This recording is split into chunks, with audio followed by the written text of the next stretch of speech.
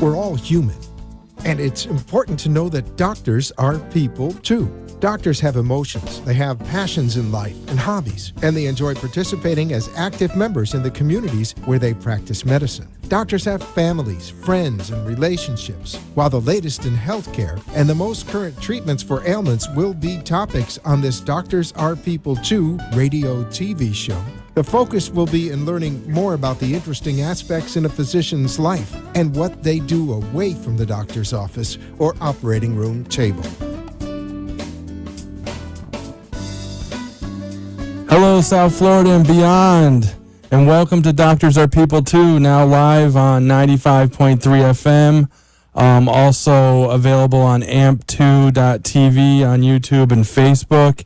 And I'm really excited tonight because we have a pulmonologist on who has medical specialties across pulmonary disease, critical care, internal medicine, and sleep medicine, a few topics that we haven't hit on yet on Doctors Are People Too. So without further ado, I want to welcome Dr. Vincenzo Navarra. Dr. Navarra, how are you doing tonight? Thank you for having us. I'm doing very well. Thank you. And thank you for jumping on Doctors Are People Too to let us kind of ask you a couple questions about pulmonary disease, critical care, internal medicine, and sleep medicine. Now, Dr. Navarro, when I think of the word pulmonary, I think of lungs or diseases involving the respiratory tract. But I know pulmonary disease specialists treat more than just the lungs. Am I correct about that? And can you also share us your medical specialty, your areas of interest? Yes, absolutely. Well, pulmonary medicine, it's actually a subspecialty of internal medicine. To be a pulmonologist, as we are called, you have to go through extensive training, which include an average of 4 years of college, 4 years of medical school, 3 years of internal medicine specialty or specialization, and then you have to do an additional 3 years of subspecialty in pulmonary medicine. We basically take care of large gamma of disorders, most of them that are related to the respiratory system, and basically help evaluate the patients that come with respiratory impairment. The most common symptoms that we see are patients unable to breathe well, that are experiencing shortness of breath, that have incidental findings on lung scans, that they have evidence of chest discomfort, or for some reason they feel that the respiratory system it's not behaving as appropriately as it should. I see. And you're on staff at 2 tenant hospitals in South Florida. Is it North Shore Medical Center in Miami, and then also a little bit to the south, Hialeah Hospital? Can you tell us a little bit about your work there at those hospitals and how you're working to treat the population that comes in with, pulmonary disorders or disease? Yes, correct. I have the privileges of having privileges at North Shore Medical Center since close to 2008, and Hialeah Hospital for the last approximately 1 year. And you can look at it in 2 ways. Pulmonary medicine can be divided in the outpatient aspects of pulmonary care and the inpatient aspects, meaning the patients that are hospitalized. Now, in the inpatient aspects, that is what we do at North Shore Medical Center and Hialeah Hospital, we are very involved in the management of patients that are extremely ill with very physiologic, complex pathology that requires help of artificial ventilation. And pulmonologists and critical care specialists are the physicians that pretty much specialize in managing this complex machine that in a way are life support that keeps the patient supported or alive until the patients actually get better from the significant pathologic illness that they may be having, or after surgery, or after complex interventions where they need this type of life support to be able to tolerate these type of conditions. And that's kind of part of the next question I have is in critical care medicine and intensive care medicine. Are both critical and intensive care medicine the same? Correct. Basically, critical care medicine and intensive care medicine, or a critical care specialist and intensivist, are mostly synonymous.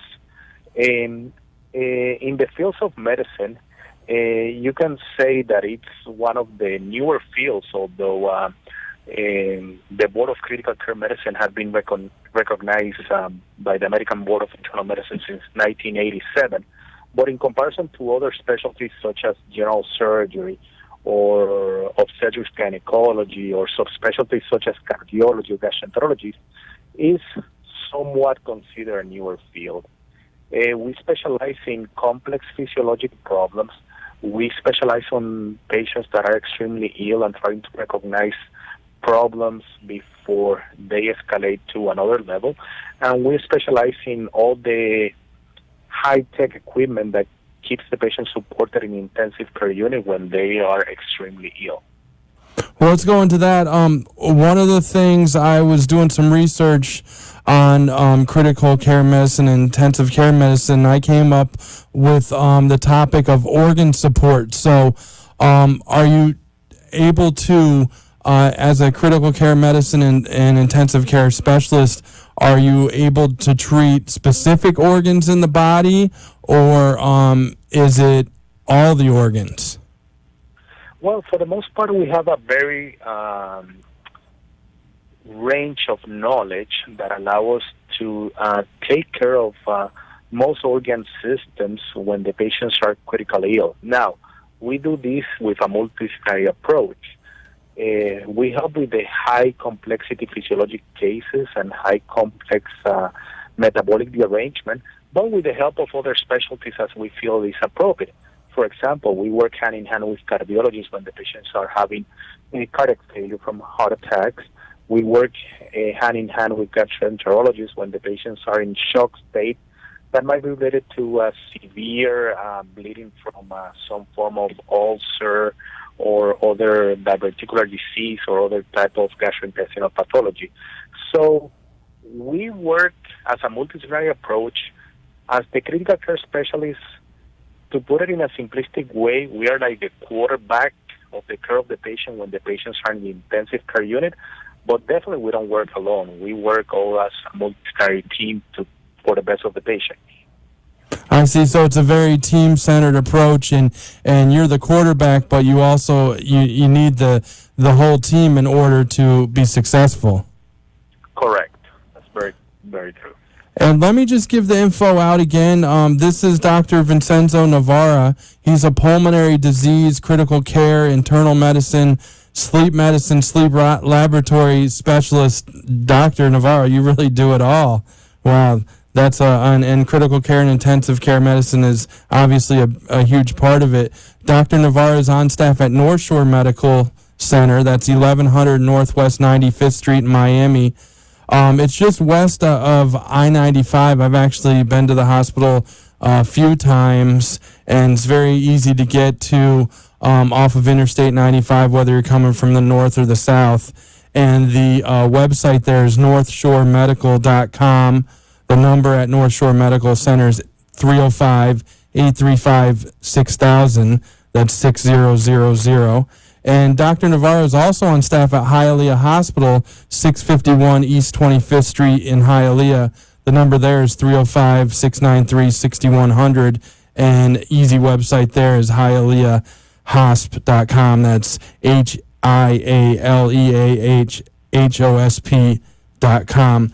Dr. Navarro, the next group of questions I have has to do a lot with breathing. And one of the things you mentioned early on is shortness of breath. Is that a very common ailment that you see people admitted to the hospital for?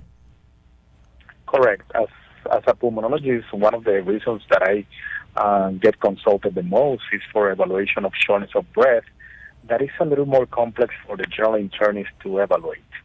The respiratory system, for the most part, has two major ways of reflecting or showing illness. One of it is the sensation of shortness of breath, and the other one is cough. Fairly, these are the pretty much most common symptoms that the respiratory system uses as the alarm or the red flag to let know the patient or the neurologic system of the patient that, hey, there's something wrong in your thorax. Maybe you should take a look into what's going on there. I see. And then another thing I wanted to ask you about, since I finally have a pulmonologist on the program, something I've been waiting to ask about is a topic I didn't know of until just a few years ago is chronic obstructive pulmonary disease, COPD. I know it's been around longer than just a few years ago, but it seemed to come to the forefront. I actually, in my public relations life, interviewed a painter who sandblasted a lot of buildings in his line of work, and he developed it, and that's the first time I kind of found out about it. So I've heard it and seen it described. We've all seen the commercial where the guy says there's an elephant sitting on his chest. Have you heard that elephant on the chest description before from patients for COPD? I've heard it, and I've heard also the complaint. The most common complaints is that the patient gets fairly easy or fairly significant shortness of breath, especially with minimal exertion. COPD is a term that is encompassing different pathology, which include chronic bronchitis, emphysema, bronchiectasis, that all these disorders, what they share in common is pretty much a destruction of normal lung tissue, leading to an impairment in the pulmonary reserve of the patient, which eventually ends up in the patient feeling short of breath with minimal exertion, and the patient not able to ventilate well. What do I mean by ventilate? Being able to move air in and out from the environment into his lungs and from the lungs out to the environment. Dr. Navarro, hold that thought. We're going to take a quick commercial break, and on the other side, talk about some more of the treatment options you have available there at North Shore Medical Center in Miami and Hialeah Hospital in Hialeah on Doctors Are People Too. My pleasure.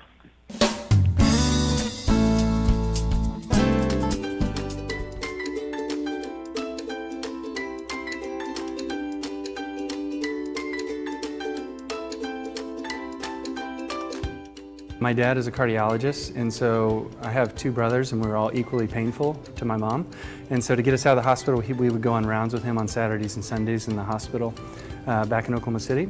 And we used to, race wheelchairs down the hallways from the time I was about 6 years old. When I was a freshman in high school, I got to watch my first heart transplant. But I think what really kind of made me want to be a doctor was around the holidays.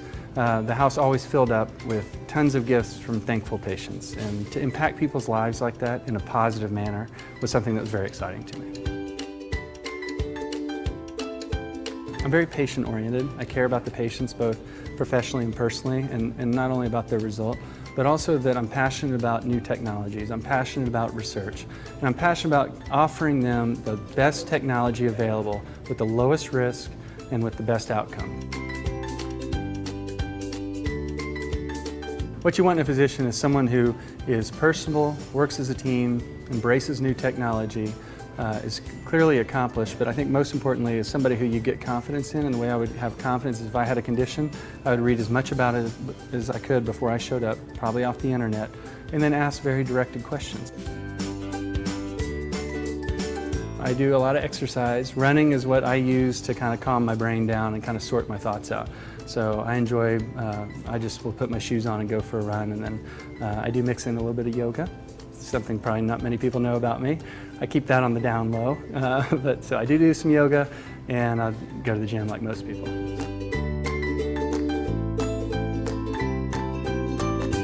You are listening to Doctors Are People Too with David Dipino, who shows us the human side of medical doctors in the community. If you have a question for our guest, call into the show at 888-565-1470. Now, let's get back to the fun side of doctors and show that they are people too.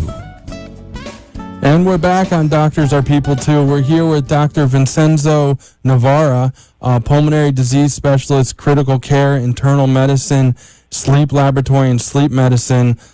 Sleep's one of my favorite things to do, so I really want to get into that. But I want to give out the info first. Dr. Navarra is on staff at North Shore Medical Center, 1100 Northwest 95th Street in Miami. It's just west of I-95. It's an easy exit from the north or southbound. I've actually been there many times. Great website as well as northshoremedical.com. The number there is 305-835-6000. And Dr. Navarra is also on staff at Hialeah Hospital, 651 East 25th Street in Hialeah. And the number there is 305-693-6100. That's 6100 and hialeahhosp.com. Dr. Navarra, before I go into sleep, I wanted to ask you a question I jotted down just a few minutes ago. When we were talking about critical care and intensive care medicine, I wanted to ask you a little bit more about invasive monitoring and what is that for in the hospital setting? Well, in the ICU, we actually need objective data to basically be able to manage the different type of problems that the patient has.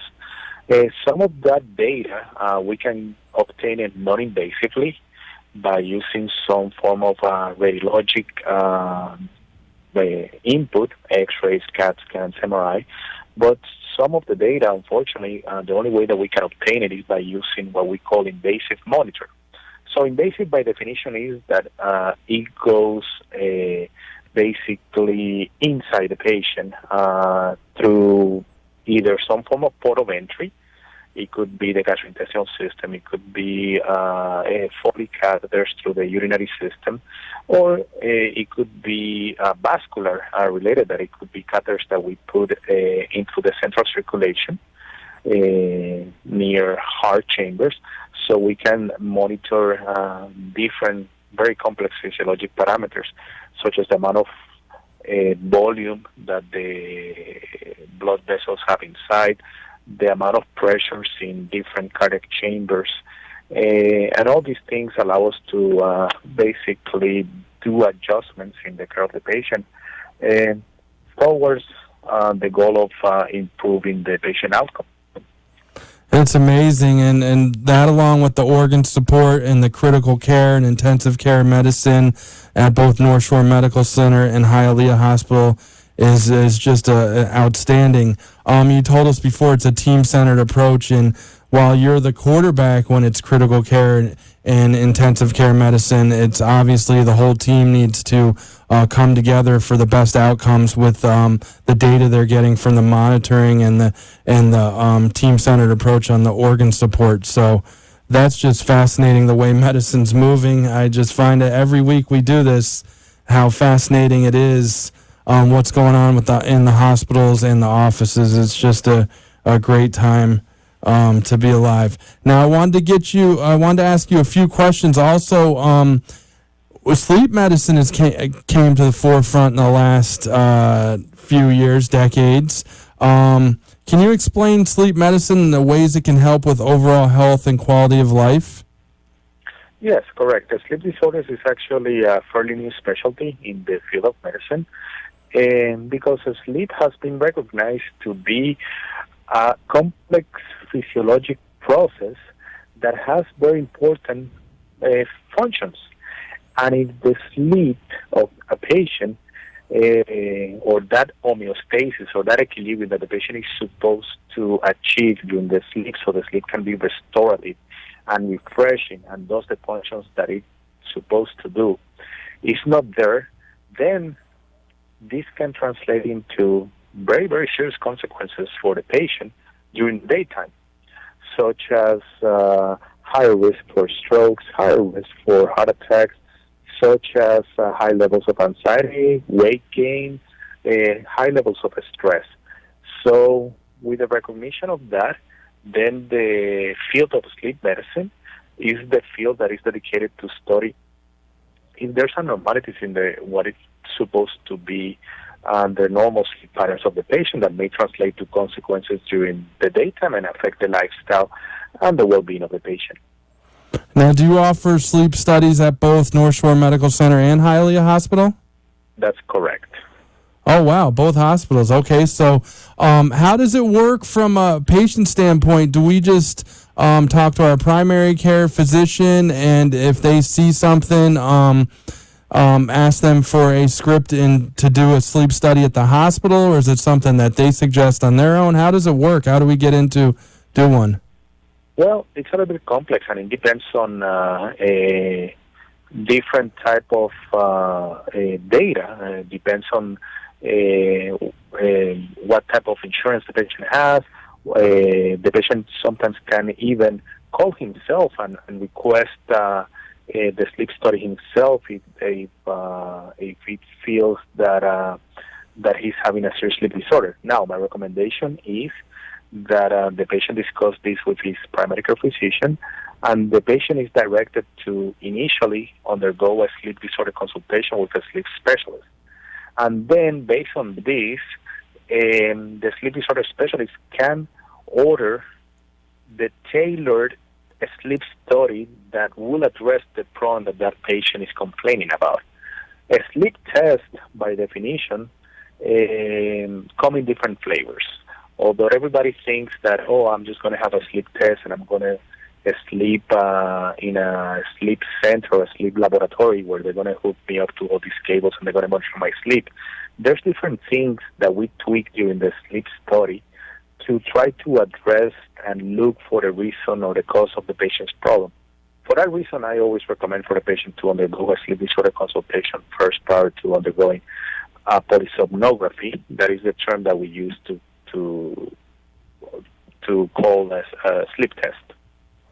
And sleep studies are done both at North Shore Medical Center and Hialeah Hospital. I'll give out the info one more time. Dr. Navarro is on staff at North Shore Medical Center, 1100 Northwest 95th Street in Miami, just west of I-95 from the north and southbound exit. NorthShoreMedical.com is the number, 305-835-6000. And Dr. Navarro is also on staff at Hialeah Hospital, 651 East 25th Street, Hialeah, 305-693-6100, and Hialeah Hospital, HialeahHosp.com. Let me spell that out. It's HialeahHosp.com. Just want to make sure the listeners got that correctly. Now, Dr. Navarro, we've hit on a lot in pulmonary disease, critical care, and internal medicine a little bit, and now sleep medicine. I want to ask you, do you get a lot of cases of pneumonia in the hospital setting, and why is pneumonia so important to get under control before it worsens? Well, we do. That's one of the main problems that we see in the hospital setting. And as you well know, the lungs are a vital organ. So unfortunately, if you develop an infection of the lungs that are responsible to oxygenate the blood, the capability of the lungs to oxygenate the blood and deliver that oxygen to the tissues is impaired and can get impaired really quickly, which can result in irreversible damage to other organs, can basically result in developing what we call a domino effect, that after the lungs develop a pneumonia and it's not capable of oxygenating the blood as good as it should, other organs start failing.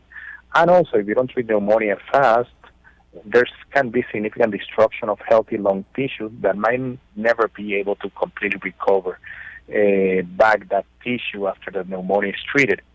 So for those reasons, treating pneumonia soon and swiftly and expeditedly is very important. Dr. Navarro, you've been great with all the explanations on so many topics. So we're really running through everything. We have a couple more minutes.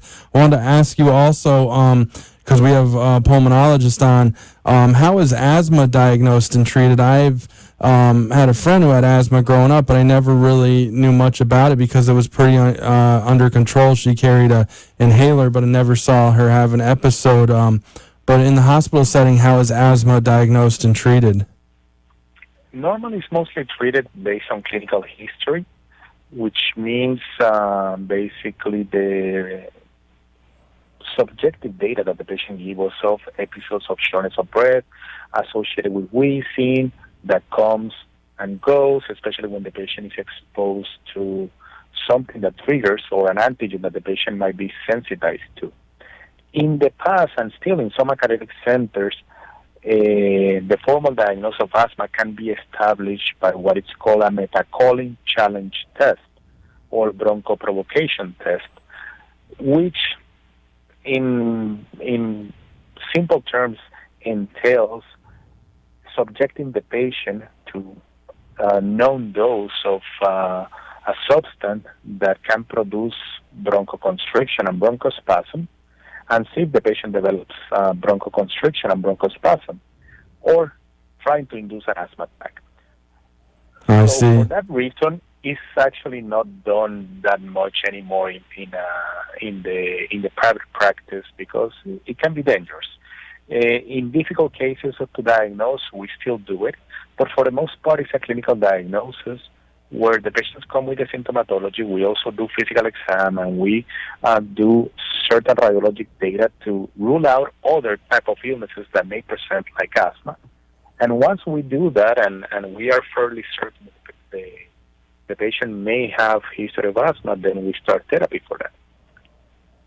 Wow, Dr. Navarro, I want to thank you so much again for covering so many topics in such short a time on pulmonary disease, critical care, internal medicine, and sleep medicine. One more time, I want to give out the info. Dr. Navarro is on staff at North Shore Medical Center in Miami. It's northshoremedical.com.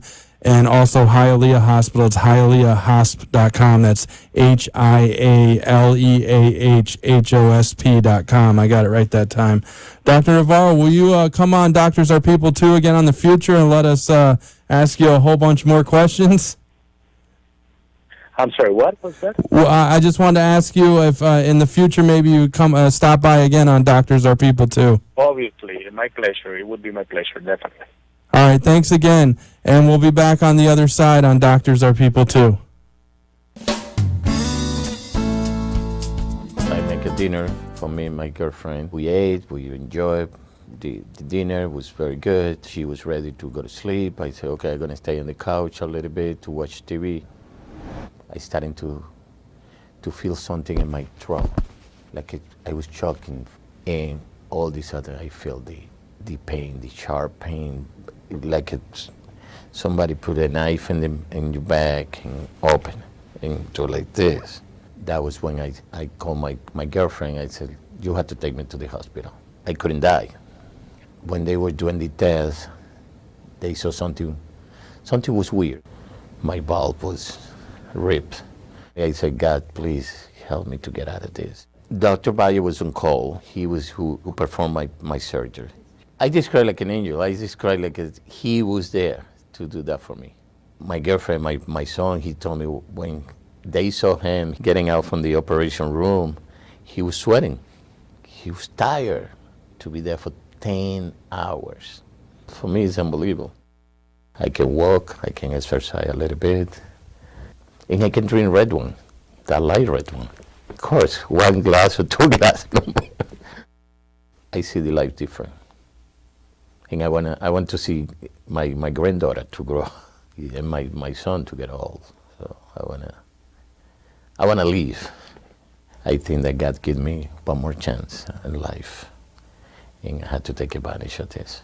You are listening to Doctors Are People Too with David Dipino, who shows us the human side of medical doctors in the community. If you have a question for our guest, call into the show at 888-565-1470.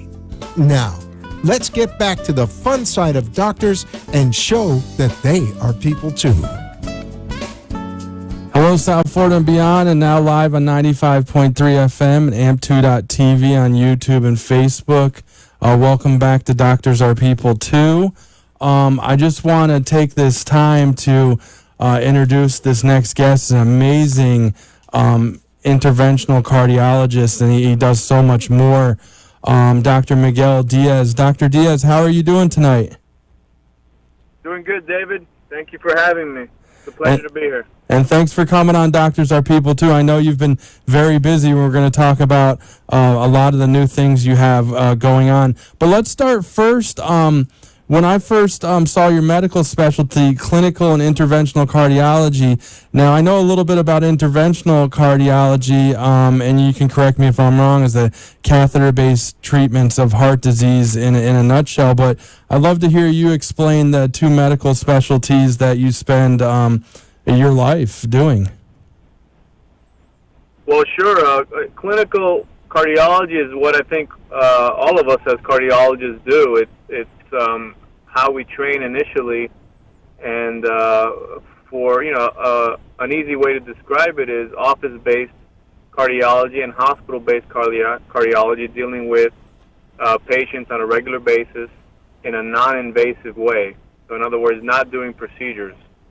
A lot of what I do are procedures, but a significant amount of what I do occurs in the office with patients who have a varied amount of cardiovascular conditions, and they need to be dealt with non-invasively through history and physical examination and certain studies that we order.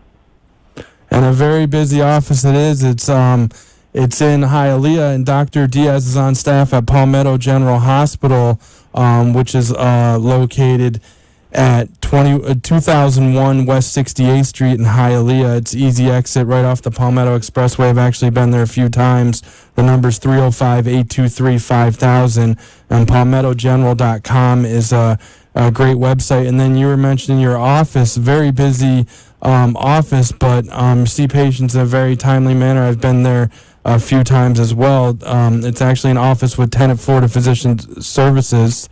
It's at 2140 West 68th Street, Suite 403 in Hialeah.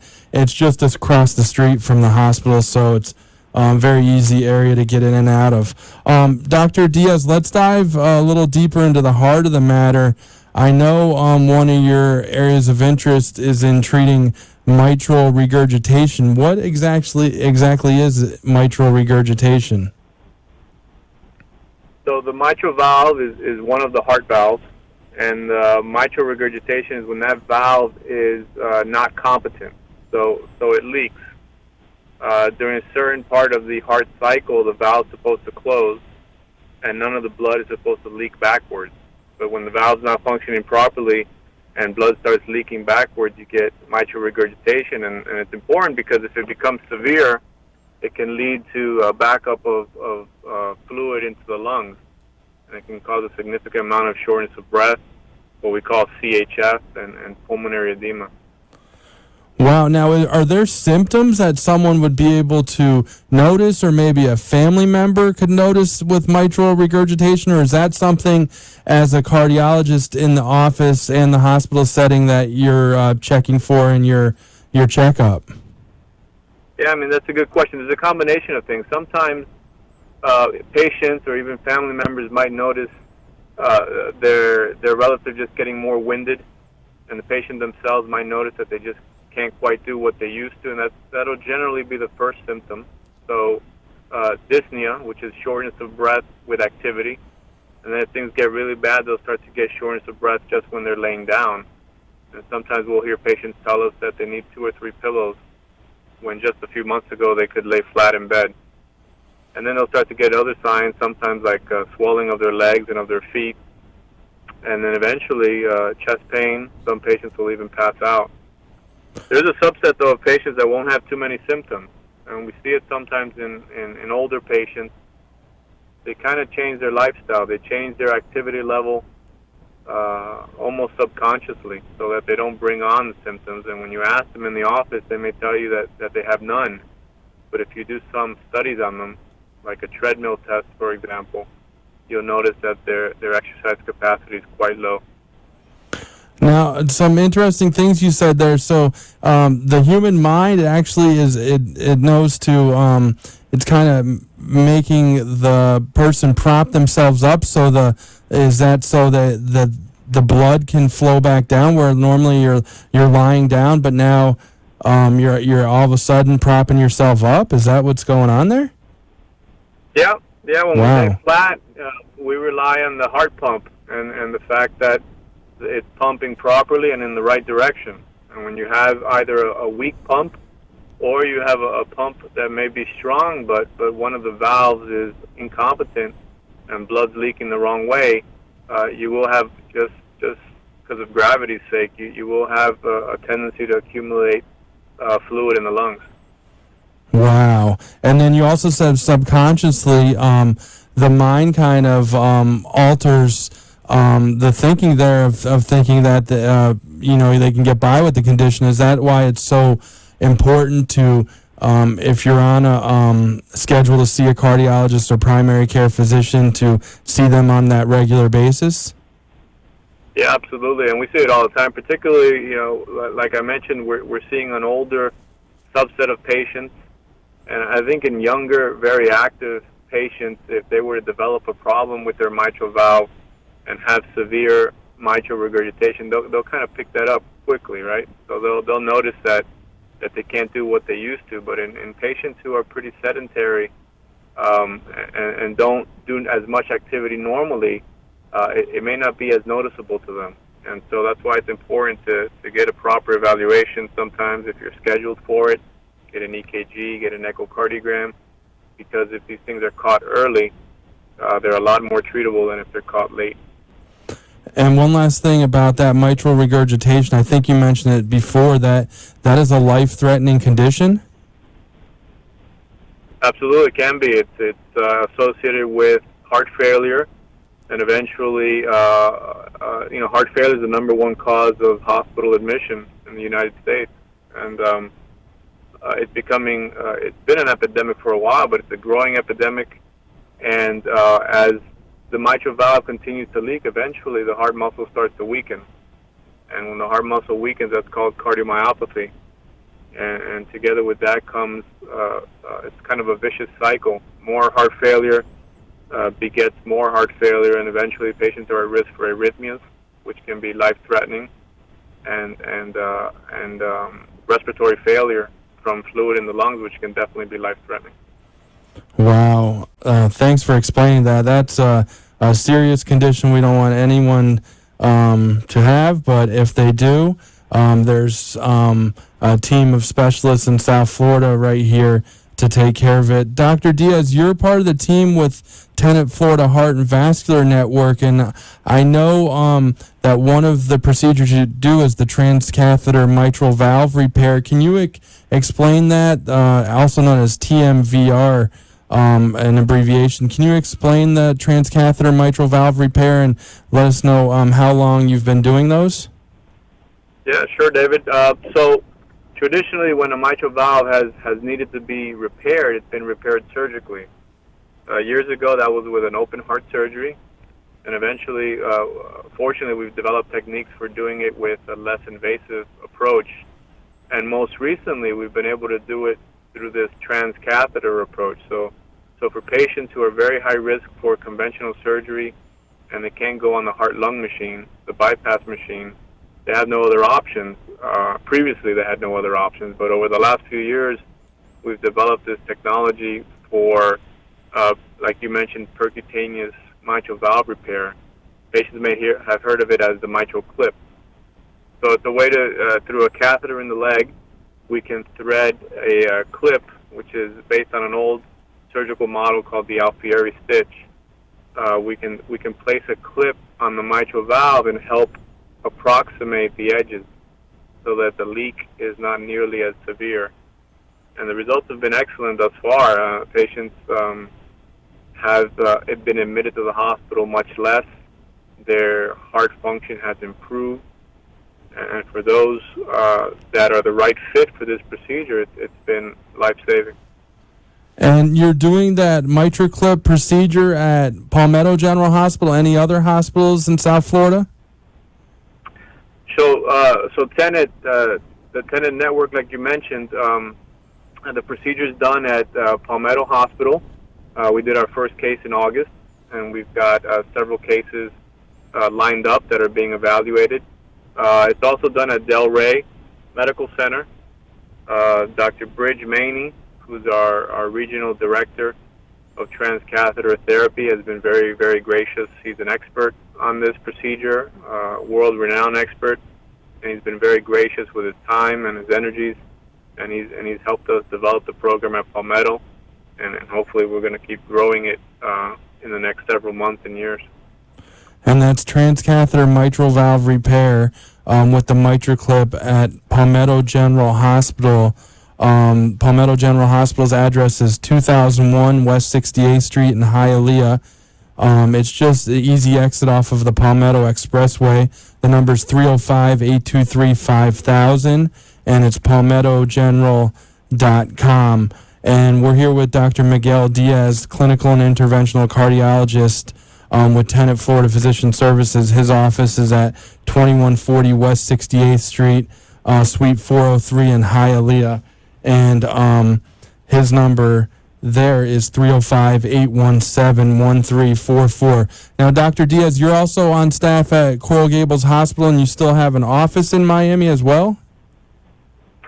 Yeah, right across from Coral Gables Hospital. So Coral Gables Hospital is on Southwest 37th Street that divides the city of Coral Gables from Miami. So my office is across the street, so technically in the city of Miami, but directly across the street from Coral Gables Hospital. It's funny how that works. That confused me the first time I drove by, but actually, yep, it's right there. It's right across the street. So Coral Gables Hospital is 3100 Douglas Road in Coral Gables. It's 305-445-8461, and it's coralgableshospital.com. Easy website to navigate there. And Dr. Diaz's office is right across the street, 2601 Southwest 37th Avenue, Suite 701 in Miami. Dr. Diaz, I have a couple questions for you on the other side. Do you have time to stick around if I take a quick commercial break? Absolutely. Thank you. We'll be right back on Doctors Are People Too.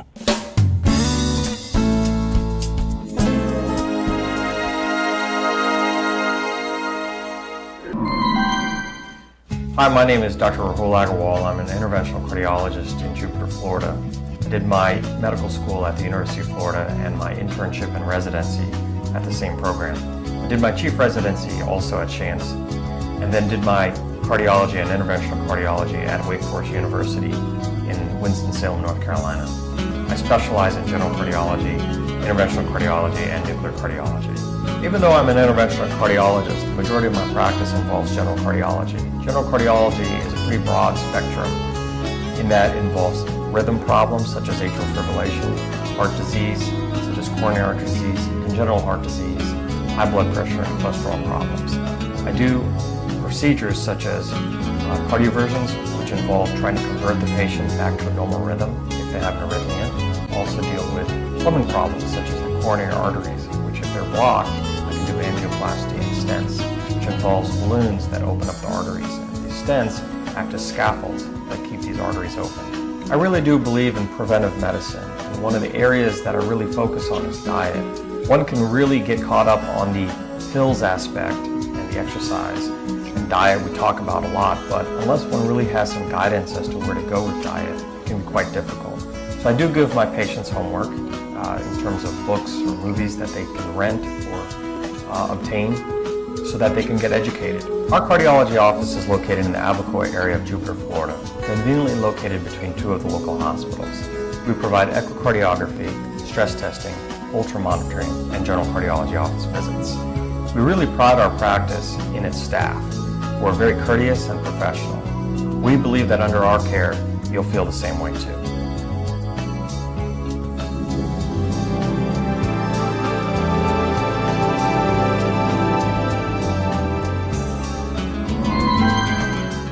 You are listening to Doctors Are People Too with David Dipino, who shows us the human side of medical doctors in the community. If you have a question for our guest, call into the show at 888-565-1470.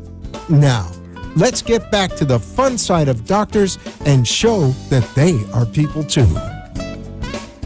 And we're back on Doctors Are People Too with Dr. Miguel Diaz with Tenet Florida Physician Services offices in Hialeah and Miami, and on staff at Coral Gables Hospital and Palmetto General Hospital. Dr. Miguel Diaz is a clinical and interventional cardiologist, and he's bilingual in English and Spanish.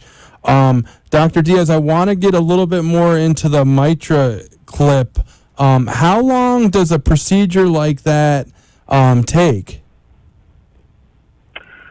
Well, And it varies. Hopefully, it's about an hour. So it's a procedure done under general anesthesia. No heart-lung machine, like I said. It's just a catheter-based procedure. And if the anatomy is favorable and things go well, it can be as quick as 45 minutes. But sometimes there are more challenging cases, and if the anatomy is difficult, and occasionally you'll need more than one clip, sometimes 2 clips, on occasion even 3 clips, the procedure can stretch out to up to 3 hours. Okay, so it's a case-by-case basis. And just typically, I know each case is different, but how long of a hospital stay is involved after that type of procedure? And go home the next day. If once we're done with the procedure, we like to have the patients extubated, the breathing tube removed right afterwards. They go back to their room for recovery. Usually in Palmetto, we're keeping them in the ICU. And then the following morning, if they're doing well and they're walking around, we send them home. And how soon have you seen them back to a normal quality of life? A lot of the patients we've seen, the results are pretty quick and pretty dramatic. They'll start to feel better within days. Some of the other kind of parameters we look at, such as heart size and heart function, those things take longer to see. But as far as the clinical response and how patients feel, it's almost immediate. Wow, that's amazing. And is that because it's so... It's obviously less minimally invasive. You're not opening as much of the chest wall and heart up to get to it. Is that why? Yeah, definitely. With surgery, the results are also immediate, but the patient has to deal with some postoperative pain. They have to deal, particularly some elderly patients coming off of the heart-lung machine. And so that can have some neurologic effects occasionally. So there is more, as we say, morbidity associated with surgery. So the results, surgery still remains the gold standard, and the benefit to the valve, the fixing of the valve, let's say, is also immediate. But like you hinted at, the fact that they have to deal with postoperative pain and some of those other issues kind of masks the effect for a while, whereas in this procedure, it's a catheter-based procedure. There's minimal, if any, discomfort, and so they get to enjoy the benefit of the result almost immediately. And we're talking here with Dr. Miguel Diaz and about the transcatheter mitral valve repair, TMVR, with the MitraClip that he does at Palmetto General Hospital in Hialeah. Address there is 2001 West 68th Street. It's easy exit right off the Palmetto Expressway. The number's 305-823-5000. That's 5000 and palmettogeneral.com. Dr. Diaz, thanks so much for explaining that procedure. That's just amazing what you and your team are doing there for mitral regurgitation. Now, I want to ask you about another one of your areas of interest, and something I've actually read about a little bit lately is peripheral arterial disease. What is it, and what are the treatment options that you offer for peripheral arterial disease, PAD? So PAD, which is the abbreviation for it, is it's kind of the same general process of cholesterol and plaque buildup in arteries, but instead of the heart arteries, instead of in the coronary arteries, it's in the peripheral arteries, like the name suggests. So the one that we see clinically that's most impactful is the leg arteries. So peripheral arterial disease often leads to people having difficulty walking. They'll have discomfort, cramping, heaviness in their legs, which is called claudication. And that's usually a sign that they have a significant amount of atherosclerotic disease in their leg arteries. Is that something that you notice when they come into the office setting over time, or is it something that gets so severe that they see you in the hospital for that, they actually get admitted into the hospital? I think generally you'll see those patients often as outpatients. Now, 70% of people with PAD are asymptomatic, and so screening becomes extremely important. The majority of PAD is discovered during routine screening, and so it becomes kind of an issue of the company it keeps, right? So if you have a patient with a lot of risk factors for coronary artery disease, those are the same risk factors that go hand in hand for PAD. So if you've had a patient who's had a heart attack, if you have a patient who's had a stroke, if you have a patient that has all the risks for cardiac disease such as smoking and diabetes, we really need to be screening those patients aggressively for PAD, and we're going to pick up a lot of them. And then the others are the subset, the other 30% that do present with the claudication symptoms that we talked about. Thanks for explaining that for arterial disease. Dr. Miguel Diaz has two offices. He has an office with Tenet Florida Physician Services in Hialeah. The address is 2140 West 68th Street, Suite 403 in Hialeah. It's just across the street from Palmetto General Hospital. And then the other hospital he's on staff at is Coral Gables Hospital. That's 3100 Douglas Road in Coral Gables. The number there is 305-445-8461 and coralgableshospital.com.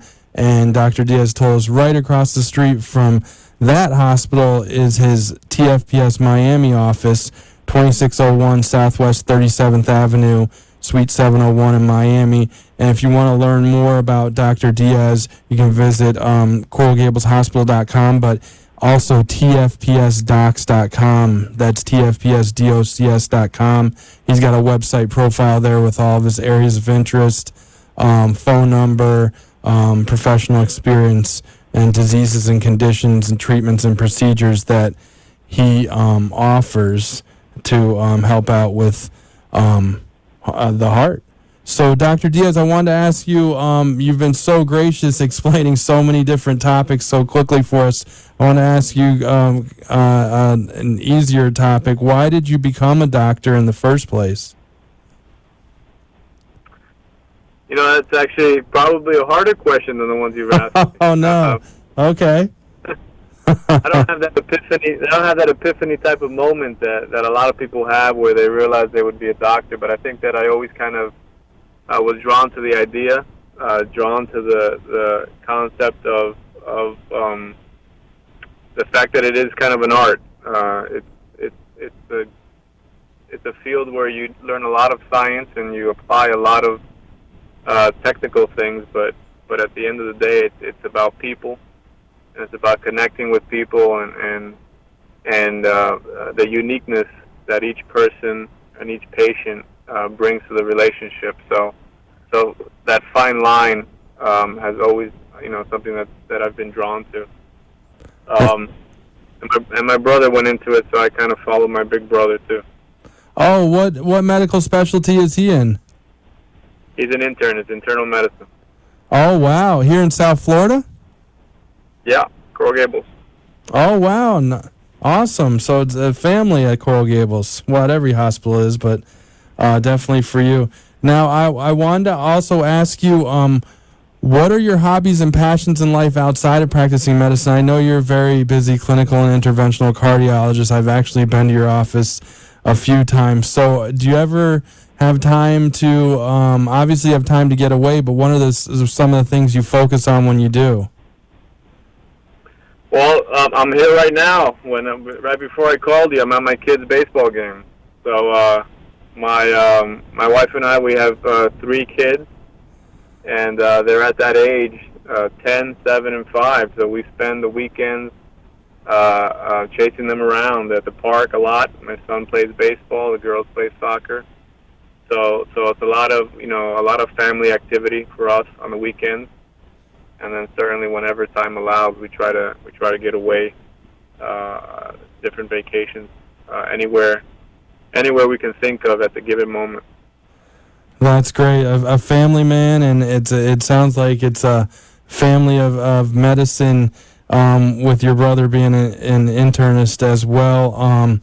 Dr. Diaz, I just want to give out your info a few more times. We have a couple more minutes, and then I'm going to go over some of the diseases and conditions that on your website. So it's Dr. Miguel Diaz. He's on staff at Palmetto General Hospital in Hialeah and Coral Gables Hospital in Coral Gables, and then also has TFPS, Tenet Florida Physician Services offices in Hialeah and Miami.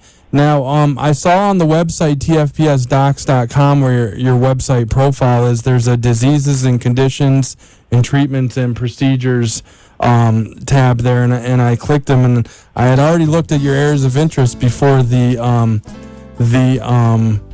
interview, but I just want to give listeners, you also treat adult congenital heart disease, aortic disease, arrhythmia, congenital heart disease, congestive heart failure, coronary artery disease, endocarditis, heart attack, hypertension, valvular disease, cardiac catheterization, stenting, stress tests, valve clinics, and valvuloplasties. So did I miss anything there, Dr. Diaz?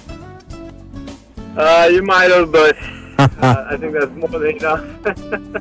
Well, thank you for coming on Doctors Are People Too, and definitely I'd like to have you on again and talk about everything else that you do. You've been a great guest explaining everything. Well, it'd be my pleasure. Thank you so much for having me, David. I enjoyed it. And have a good time at the baseball game. Thanks for taking the time out. Will do. You have a great night. You too. Thank you for listening and watching Doctors Are People Too with David Dipino. Join us next week for more in-depth views on what doctors are all about and how they spend their free time. All shows can be seen on amp2.tv. And if you have questions you want answered on the air, call 866-224-5422 and leave a message that can be read on the air. The opinions expressed on the preceding sponsored program were strictly those of its hosts, guests, and callers, and not necessarily those of this station, its staff, management, or sponsors.